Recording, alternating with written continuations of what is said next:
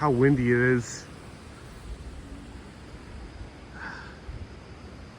We are looking at these 30-mile-an-hour wind gusts today.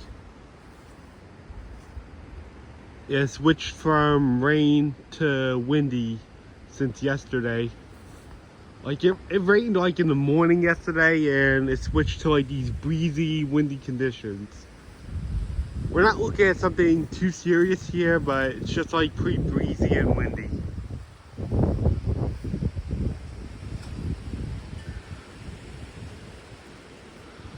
Like every once in a while we have like this gust of wind. Like now. I think these might be the hour bands of that storm we had yesterday. Like that rainstorm. Where it like rained from Friday into Saturday. These look like the remnants.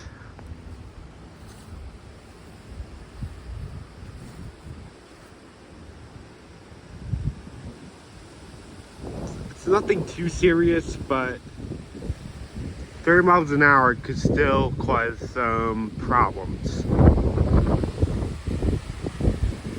Wow. These trees are really dancing with the wind.